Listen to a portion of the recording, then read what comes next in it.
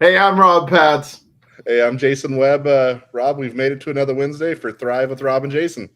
It is time to thrive. Yes, Uh, yes, it is.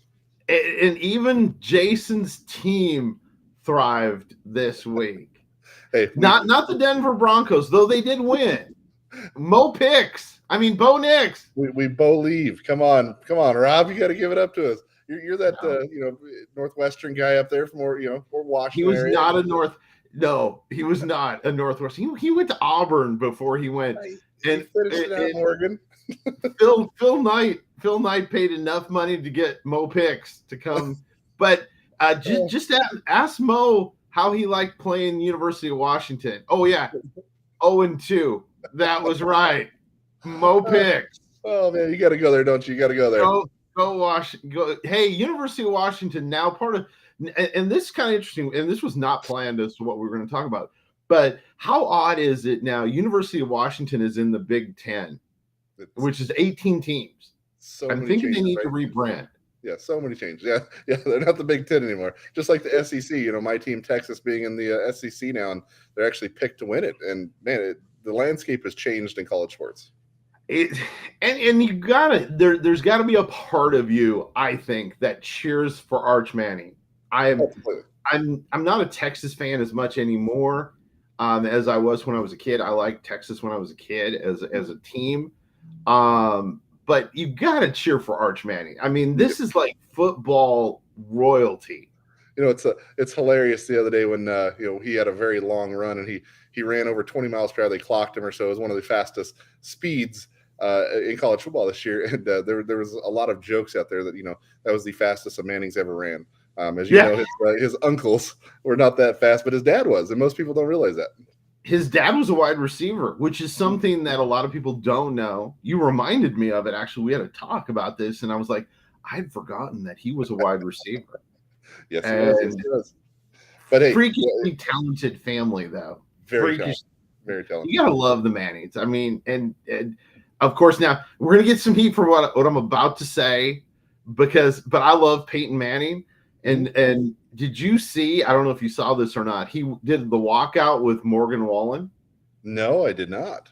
Oh, and he's got the Tennessee orange on. He's wearing his uniform, which, as he put it, was a little bit larger than the uniform he wore when he was at Tennessee. But he did the Morgan Wallen walkout with himself fully in his Tennessee uniform, the 16, the whole thing. That's cool. It was just cool to see. I mean, it was like it brought me back to being a kid. Did you see one reason why my Broncos did very well this week is last week they actually hired Peyton Manning as a coach to help kind of groom Bo Nix instead of Mo Picks. You know that. The only way you're going to groom Mo Picks to be anything like Peyton Manning is going to be hairstyle. That is the only grooming that is. Oh man! Hey! But we need to get to the serious part of this. Our fantasy football teams. How did you do? I won again. I'm like legendary this year. Even though Patrick Mahomes is not helping me at all, he is not my Mahomie. No, he's not. Yeah, he is not my Mahomie this year. A lot of my other guys are doing fantastic, and every once in a while, I have like this genius pickup. I picked up the Seattle Seahawks defense this week. Which made me look brilliant because they first played. They did a very good week, yes. Some guy named Skywalker or Skylar or Sky something was the quarterback. He was Skywalker. He was looking mostly at the sky because the Seahawks were sacking him so often. That was pretty much it. And I feel for it, and I love Tua. That's a whole other topic. I think he's a great kid. Yes. I honestly on that, and you and I both played quarterback. Mm-hmm. And probably had more concussions, which explains a lot of the way we are. Right. A little messed up in the head, yeah. Yeah, a little, but I have to say, as prone as he is, and I really like him. I really like him as a quarterback. Know a little bit about his family. Do you get to a point where you say, hey, listen, there's a lot of life after football. For both of us, we realize that at different times. Do you go, hey, listen, this is, oh, I know of a couple times where I don't remember the rest of the game. Yeah, yeah, I I was played. there. Mhm. Yeah, Yeah, I I was was there. there. I saw tape afterwards and went, huh, I look pretty good. I should get hit like that It more reminds often. me, as we're dating ourselves here, there's a commercial back when I was back in high school and things. It was the Snickers commercial. Remember where the player got hit and he's on the sidelines in his uniform. And he's like, "I'm Batman." He has no idea who he is or anything. That was totally me. I had Oh, no idea who I was a game. Completely no memory of it. And we laugh about it now, but it's serious stuff. So it is, and it is something. It's the one thing, and they've made great strides, and yes. I'm really happy about that. And but anyway, that we got serious there all of a sudden. But it is good. It's good to be here on Thrive again, and man, I'm excited. I'm excited about fall, and then we got to get to today's guest. But I'm super excited about fall. You know why? Why is that, Rob? Why is, tell me. Because as larger gentlemen, it Yes. becomes hoodie season. And like I can still eat like a whole bag of Doritos and nobody knows whether I've gained weight or not because I'm wearing like this extra, extra large hoodie. Nobody knows. I could be this is Bulking. it's the most wonderful Bulking time of season. the year.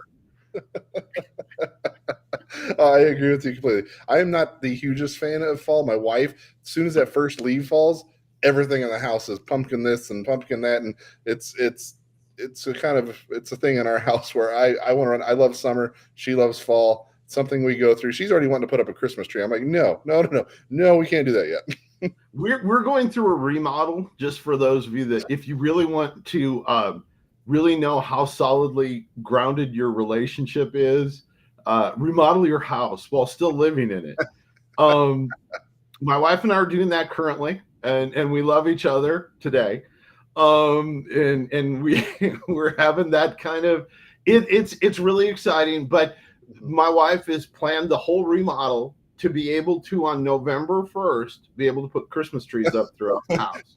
Yes, So that's the why whole our wives remodel, get along. contractors and everything have been warned. The house better be done Yeah. because trees are going up November 1st, whether they're here or not. So those guys. And hey, Rob, one thing I want to bring up today is happy birthday. Yesterday was your birthday. You turned 30. Yeah, for everybody watching, he's turned 30 again. Yeah. It's fine. However many times. Yes. We're about the Yeah. A lot of times. I can't even count. That's how old I am. From 30, I'm like, yeah. Well, awesome, buddy. Well, hey, I do want to get with our guest today that I am super excited to talk with, especially in the business world, a very well-known individual that has worked with some incredible people. I'm super excited about Mr. Jeffrey Bannick today, Rob. hey, this guy's a legend. He is a legend, and if you have not heard about him, you will know because he's been sitting in the background for a lot of different big companies, a lot of different things in the funnel world. So, Jeffrey, I apologize. Jeffrey, great to have you on the show, sir. And tell us about your history as the ex-funnel doc. Sure. That's been a really wild ride. It started in 2016. I was a personal trainer and I was trying to figure out how to market my brand online and move online. I was studying this under this guy named Bedros Keuilian, and he held up a book by this guy named Russell Brunson once and said to read it. It was called .com Secrets, and I did, and sort of opened my eyes to everything online. And I stopped being a personal trainer and decided to become a digital marketer, learning how to do Facebook ads and websites and email marketing, all that type of stuff. Found a passion and love for it, and I did it for the last, since 2016. So going on, what is that? Like a lot of years there, 8 years, 8 years, man. And during that time, I've been very blessed. Like you said, I've worked with people like Damon John before, the guy who's runner-up for American Idol back in the day. It started Justin Grady. Justin, right? Yeah. He's been one of my clients. I've been very blessed. Been very successful. I've generated over 50 million for my clients during that time. Have won multiple awards and different things like that. But recently, as what we found just a month ago, I was really torn and struggling, and I devoted my entire life towards God and Christ, and it now shifted everything and in going in all in on that. And now Awesome. I have a calling. I was actually given a sign by God, believe it or not. It was literally a miracle happened in front of me, and told me this direction I go. So now I help churches to be able to grow in the digital space so that they can help bring more people to God. That's awesome, sir. So let's I want to kind of step back a little bit here. Let's talk about funnels and what they are, because maybe our audience doesn't necessarily know what that is. Tell everybody what that is, and I'm sure most of the people have heard of Mr. Russell Brunson and ClickFunnels and this and that, and you've shared the stage with them, and you've done a lot of stuff with Mr. Russell Brunson and what they do. So talk about maybe a little of the history of funnels and what it is even. Yeah, well, back in the day when I first started, I was always that guy that whenever I had tons of ideas, and every time I have an idea, I'd go make a new website for it, and that was one of the sort of bridges that made so much sense, because a funnel is really a very specific website. When you look at a website, one of the problems with it is there's 10 or 20 different places someone could go. They could go to social media. They could go over here. They could look at this. They could check the about page. It could be all over the place. The problem is you have no control direction where they're going to choose, and it's next to impossible to track. Well, a funnel is one single purpose. It's either to sell something or inform something or whatever it is. It is one path, one direction. And that's where the real power of it is, because it allows someone that knows nothing about you or your product, and by the time they go through it and read it all and experience all, they become a raving fan and want to buy or engage with whatever you're putting out. So that's sort of the easiest way to look at it. It's a very specific website. But unlike most websites where there's a bunch of different distractions, it only has one purpose. That's incredible. So even if you don't know what a funnel is, pretty much you've probably went through a funnel at some point in your life. It's a set of things that you get put into. We call it a sales funnel or so, but it could have been for any product, could have been for any story, like really anything that you bring to a website. There's a lot of these things out there, and so funnels have become very big.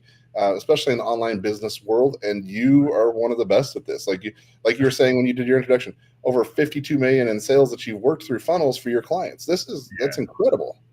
Yeah, I've been very blessed, man. Praise God. I've been. It's an amazing story. We don't have time for it now. I have a long story. Jason's has heard it before. It's been an amazing ride. I've been very blessed, ups and downs, but. I feel now that that's the direction. And so much, I looked at churches too and what they do, and they're so good usually on the front end and that initial engagement, but it's the back end, the follow-up, and then automating stuff like social media and different things that they're doing now. Imagine being able to free all that time up you're using re-engaging with people and be able to, if you're a pastor, put more time into that or outreach or whatever you're doing, because that just takes up so much time, and we can automate so much nowadays.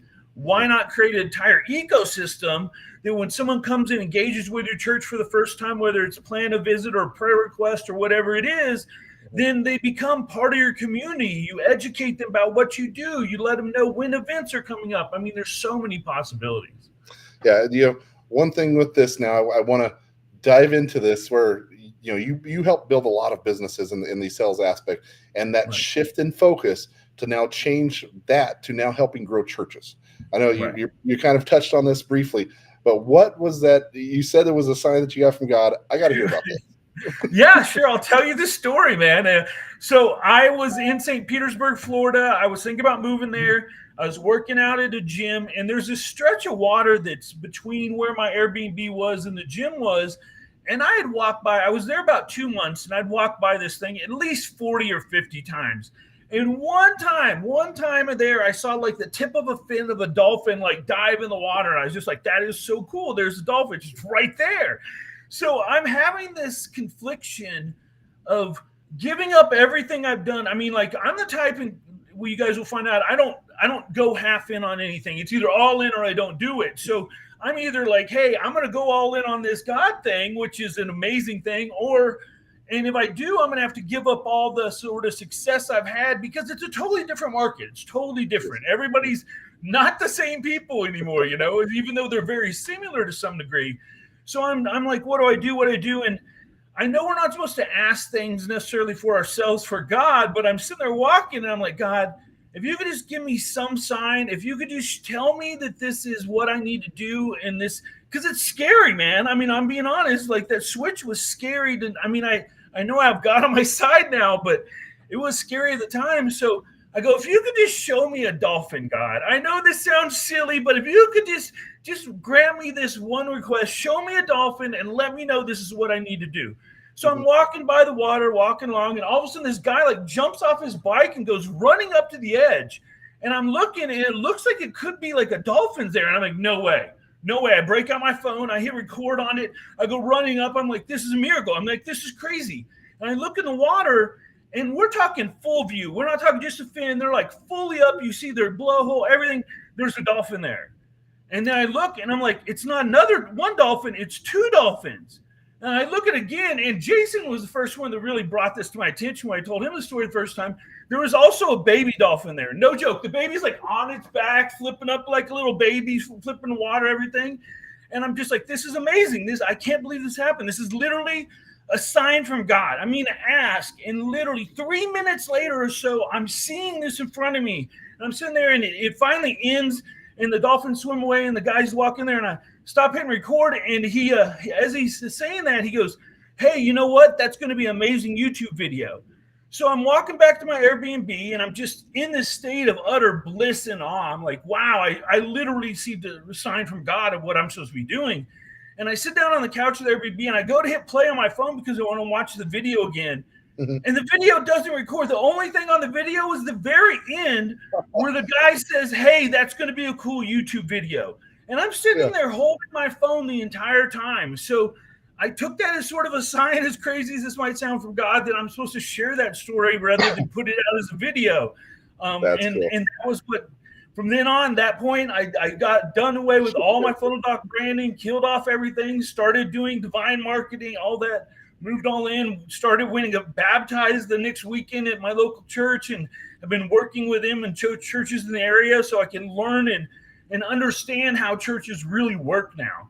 Because like I told my pastor, I'm like, this is the first time in like 15 years that I've gone to church because I wanted to. Like, I was married before, and we'd go to, mass on, Christmas and stuff. And I never wanted to go. But now I just wake up every morning reading scripture. I go to sleep watching videos about God, and everything I do now is focused around him and helping bring more people to him in his glory. So that is amazing. And now being able to utilize all of that stuff that you taught, like you said, the one thing that I have noticed with you that I've got to know you is you are 100% like full of energy. You are into this, like everything, every ounce of your being is into this.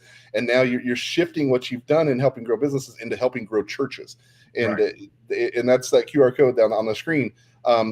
Talk about that, and what do you think are some of the issues in churches growing, especially in this digital age? Right. Well, social media is an easy one right off the bat. Being able to understand that there's a lot more that goes into posting other than just putting up scripture, which is really cool and important. But even putting up scripture, framing your social media so it causes engagement, it causes like a conversation to happen, not just posting stuff. All that alone, just that, getting that side, because let's face it, as much as social media is let's just be honest, evil to some degree. I mean, it's where everyone's at. So we need to be able to go and pull those people off there to be able to get them to go to church or attend events or whatever it is.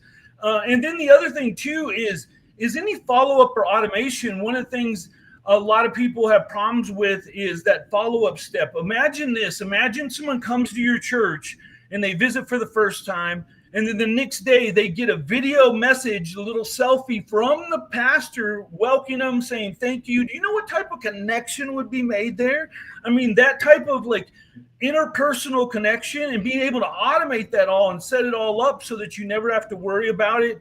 It can just track where everyone else in your church is, because that's one of the things too I've seen working with them is the fall off. Like, people come, but then what happens? There's no follow-up. There's no connection made. And that's something we really want to do. Like, imagine when someone first signs to your church, now all of a sudden one of your like contact team or whatever you call it is now assigned to that person. They're emailing them or message them, hey, we're going to be waiting for you to the front. I'm going to show you where to sit. We're going to go to the coffee. It'll be great. All that different type of stuff. It really creates that community and connection in Christ that is what we need now. We need to get that community again. Yeah, a lot of churches will have their connection center, so where they go fill out their cards or different things like that. But to have something for a follow-up sequence or those automations, like these digital tools that you help build that funnel Right. per, it's not necessarily to sell anything on this. It's to get people No. engaged because we want to be known. We want to have those connections, especially somebody new coming into church. That is incredible to have them come in and now all of a sudden they feel seen and they feel heard. Right. And they're coming with all of their hurts and all of their issues and pains to come to that church, because that's who we want. We want anybody to come to church. Like, we are not perfect at all. We are troubled souls in church as well, and we want to be inviting to those people. If you're out there, you're watching all this, come to a church in your corner and help us build this up. We want to build the kingdom up. So if you do have a smaller church, if you have a bigger church, whatever you have, if you're looking to help just to grow that, Jeffrey's your man. This QR code down there. You're getting ready to do some master classes with this to where you can help churches do this and grow it just within your expertise. Let's talk about those, because there's going to be some master classes going where they can register, they can learn this stuff, they can get these software tools from you, all of this, right? Yeah, if you scan the QR code and go to that link, you'll sign up. It's totally free. The class is totally free. It costs nothing. But when you leave, you're going to have steps and tools that you can use that will be able to implement all the things we've talked about. Even like what Jason was just saying, your contact cards. Imagine now having just a QR code that can flash on the screen during your sermon, or on the back of the chairs in front that someone can easily scan. And then they can go and they can fill out a contact card there, because how many times you hand them to someone and they never really fill it out, or it winds up in the trash or something. Now, not only are you saving on paper, but everything's digitized. And when they fill it out, it's now people are tagged and tracked accordingly. Like, maybe the reason for visiting is they want to become closer to Christ versus someone that's, looking for small groups or whatever. There's always different things you put on there as how you're trying to keep track of your people. Well, guess what? You don't have to worry about that. And then also the way that we've set everything up is you see what's called a pipeline, where you can see where everybody is in their step of their journey. So you can see exactly where everyone is on their stage, what I call now a visitor's journey, where people come in for the first time, the process they come in, once they hopefully are saved, give themselves to Christ, and then become part of the church, and all that in between, so you don't lose people. I mean, think about how many people have fallen through the cracks at your church that you met them and you're like, I can't wait to see them again, but then you don't. Let's stop that from happening. Let's get more people into the church. Well, and also the tools that you have, the mass communication capabilities that you have through this, you are seriously bridging technology and faith. Like, the stuff that you're bringing to the table with this, it's incredible. I've used a lot of these tools in business, but to see how you're taking these tools and putting them into ministry, it's groundbreaking. And so the QR code there isn't necessarily just for churches or anything, but if you go to a church and you want to help that church grow, you get this to your pastor. Like they said, these master classes, Jeffrey's putting these on for free to help and get you some of these tools to do that. If you have, we're all called for the Great Commission to help go out and make disciples. Well, this is a way that you can help do that. Even if you're not out there doing the evangelism or so, this is a tool that you can do that to help your church, right? Right. And it's going to be October 3rd at 4 p.m. Eastern, 4 p.m. Pacific, 7 Eastern. It is a set time. When you sit there, you'll get reminders and everything. But even if you can't make it and you know someone that can, give them the link so that they can go. I'm telling you, this is going to be a game changer, and you're going to become their best friend if you invite them, because they're going to be thanking you for it. Yeah, that's incredible. And then once we do that one, we're going to start getting into kind of a rhythm where we do some more of these. This is big stuff, Jeffrey, and I'm super excited for you. Your why, the reason why you're doing all this is incredible. Because, we've talked about our backstories and before we had God, and then just that obedience that you had is incredible. Rob? Thanks, brother. I appreciate it, man. It's more glory to him. It's hard sometimes to talk about me and doing stuff because I don't want to ever take anything away from, everything's about him, man. That's incredible. Go hit this code. As the pastor's kid in this group, this is life-changing. I've gotten to know Jeffrey over the last couple of weeks. Fantastic man. What a brilliant program that he has. And we encourage you. And it's pastor kid approved. Yeah. So that's all I came in here to say. I'll let you guys go back to talking. That's it.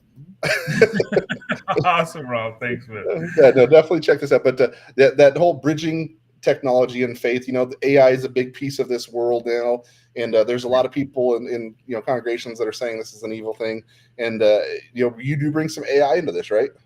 Yeah, it's really, I mean, we use it for analyzing and things like that. For instance, one of the things is you get like a template website for your church. Maybe you don't know the color of what it looks like. You can literally describe it in your own words, and then AI understands it and then makes your website that color. Yep. We do use it in different things. It's going to be up to you. You don't have to use it if you don't like it. But it's a tool right now at the stage that it's at. Now, we'll talk about when advanced intelligence hits. That's a whole different ball of wax. But right now, it's just a tool, and you can use it for good or evil. It will help you in so many different ways. And I'd love to be able to show people how they can use it for good to be able to bring more people to God in one of the different ways, as well as there's email, SMS, at every channel. That's one of the things we teach is what we call the Omni Shepherd channel, where you're able to watch over your entire flock on no matter what channel they're at, whether on Messenger or Instagram or email or SMS or even telephone. I mean, it has so many different capabilities, and that's one of the things we're going to show you, along with how do you build out that social media, because that's one of the big things right now. Churches, they maybe can't afford ads or anything. They're like, how do I get out that presence? How do I get in front of more people? Social media is the place you got to learn how to do that. It's just, you can't ignore it anymore. It's just too much of society now. Completely. So yeah, with your expertise in the marketing piece and how you're going to help churches grow, and I am super excited about this. You guys are going to start seeing Jeffrey a lot more with Abundant TV and how we're helping to grow ministries and churches. This is incredible. What is, as we're finishing up here, what is one of your biggest goals? Like the God vision that you have, not your goal. I have two big goals. I have two big goals. This is something really big for me. I've always I've been very blessed to travel around into other countries, other countries. I did.